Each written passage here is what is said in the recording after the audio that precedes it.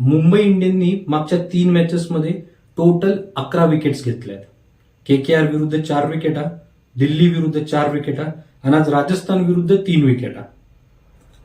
पूर्ण टीमने मिळून 3 मॅचेसमध्ये 11 विकेटा घेतलाय आणि त्याचाच परिणाम म्हणजे आज आपण मुंबई इंडियन 27 रनांनी ही मॅच हरली. 11 ओव्हरमध्ये आपण 150 रन दिलेत राजस्थान रॉयलला. बॅटिंग करायला आलो तर बॅटिंग पण काही झाली नाही. मुंबई इंडियन आजचा मॅच कुठे हरलाय तर पॉवर प्लेमध्ये, दोन्ही पॉवर प्लेमध्ये.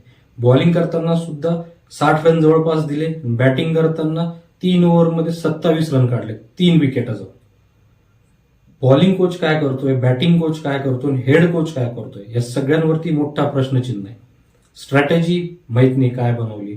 आज बॉलिंग करताना पहिल्याच ओव्हरमध्ये दीपक चहरने 22 रन दिले. नंतर जसप्रीत बुमराहने सुद्धा 14 रन दिले. जसप्रीत बुमराहबद्दल एक विशेष बोलायचंय, मागच्या 3 मॅचेसमध्ये जसप्रीत बुमराहचे 0 विकेट आहेत. ट्रेंट बोल्ट 2 मॅचमध्ये 0 विकेट आहेत. ट्रेंट बोल्टने आज एक ओव्हर टाकले, 22 रन दिले. म्हणजे काय चालू आहे? आम्ही सगळे मुंबई इंडियन्सचे फॅन असं म्हणत होतो की ट्रेंट बोल्ट आणि जसप्रीत बुमराह आले, आता पहिल्या पॉवर प्लेमध्ये 2 विकेटा जातील, 3 विकेटा जातील. आजच्या मॅचमध्ये तर विकेटच नाही गेली. उलटे रन किती दिलेत हा एक वेगळाच प्रश्न. आणि एक महत्वाची गोष्ट म्हणजे जसप्रीत बुमराहचं विकेट घेणार नसेल तर मुंबई इंडियन्सचा परफॉर्मन्स असाच काही राहील. कारण बाकीचे जे 2 बॉलर शार्दुल ठाकूर, दीपक चहर हे स्विंग बॉलर आहेत. जिथं स्विंग नाही भेटणार तिथं यांचा इकॉनॉमी रेट असाच राहील, 10, 12, 22 रन प्रति ओव्हर. आज ट्रेंट बोल्टचा पण 22 रन प्रति ओव्हर होता, कारण स्विंग नाही भेटला पुढे. आज पिच असं होतं, पाऊस पडला होता, 11 ओव्हरचा मॅच झाला, तिथे बॉलिंगसाठी काही हेल्प नव्हती, कारण त्यांनी सुद्धा बऱ्यापैकी रन दिलेत. मुंबई इंडियननी 11 ओव्हरमध्ये 123 काढलेत, त्यांनी 11 ओव्हरमध्ये 150 काढलेत. सो 10 रन पर ओव्हर प्रत्येक टीमने काढलाय. तर बॅटिंग फ्रेंडलीच पिच होतं, कारण 11 ओव्हरमध्ये सगळ्यांना माहिती आहे जो येतो तो ऑल आउट जातो. बॉलिंगमध्ये जसं मी सांगितलं, आज गजनफरनी 2 विकेटा घेतल्या. हार्दिक पांड्याने इकॉनॉमी रेट जो होता त्याचा तो बऱ्यापैकी मेंटेन केला, 8 रनाच्या जवळपास होता. शार्दुल ठाकूरने 1 विकेटा घेतली. अशा 3च विकेटा घेतल्या राजस्थान रॉयलच्या आणि त्याच्याच आधारे त्यांनी 150 रनाचा मोठा टार्गेट सेट केला. बॅटिंग करायला आलो तेव्हा अप्रोच काय होते मला समजलंच नाही. राजस्थान रॉयल जेव्हा बॅटिंग करत होती तेव्हा राजस्थान रॉयलने पहिल्या 4 बॉलमध्ये 2 सिक्स मारले. मुंबई इंडियन बॅटिंग करताना आली तेव्हा 4 बॉलमध्ये 4 रन होते. 5व्या बॉलला रायन रिकल्टनने 6 मारला आणि 6व्या बॉलला आउट झाला.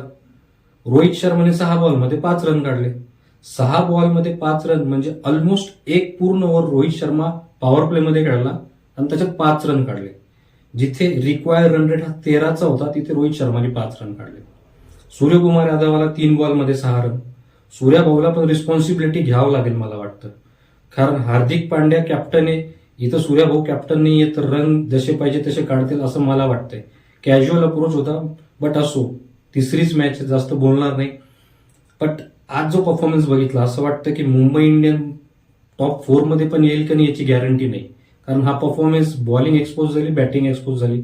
नमनदीर बऱ्यापैकी खेळला, शर्फन रदरफर्ड चांगला खेळला. त्याची कॅच पहिल्याच बॉलला सोडली होती यशस्वी जयस्वालनी, म्हणून त्यांनी जवळपास 7 बॉल 21 रन काढले. स्ट्राईक रेट बऱ्यापैकी होता त्याचा. तसाच परफॉर्मन्स प्रत्येक बॅट्समॅनकडून पाहिजे होता. 11च ओव्हर होते, 10 विकेटा होत्या. प्रत्येक बॉलरनी किंवा प्रत्येक बॅट्समननी जरी कॉन्ट्रीब्युट केलं असतं 20 run, 18 run, 25 run, 6 ball, 7 ball, Mumbai Indian match जिंकला असता. बॅटिंग जसं करायला आला मला समजलं नाही की काय अप्रोच होता. 13 रन प्रति ओव्हर पाहिजे होते, 13 पॉईंट समथिंग, तर त्या हिशोबाने खेळायचा विचार होता मला वाटतं.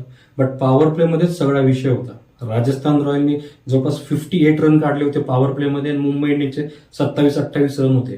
3 विकेटा गेल्या होत्या. आज क्लिअर दिसत होतं हार्दिक पांड्याच्या चेहऱ्यावरती, तो दाखवत नव्हता, स्माइल करत होता. जेव्हा हार्दिक पांड्या असं स्माइल करतो तेव्हा एक गोष्ट समजून जायची की तो हॅपी नाहीये परफॉर्मन्सने.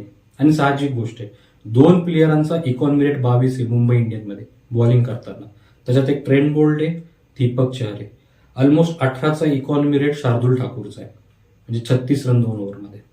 हार्दिक पांड्याने चांगली बॉलिंग केली, गजनफरने चांगली बॉलिंग केली. आणि मी आधी पण म्हणलो, जसप्रीत बुमराहला विकेट घ्यावे लागणार तरच मुंबई इंडियन जिंकेल, नाही तर आज जो परफॉर्मन्स आलाय तोच परफॉर्मन्स कंटिन्यू राहील. मी कॉमेंट्रीमध्ये ऐकत होतो की मुंबई इंडियन वानखेडे स्टेडियमवरती चांगलं परफॉर्म करते, जेव्हा अवे मॅचेस असतात तिथे मुंबई इंडियनचा परफॉर्मन्स तसा येत नाही. तुम्हाला काय वाटतं आजची मॅच बघून? नक्की कळवा.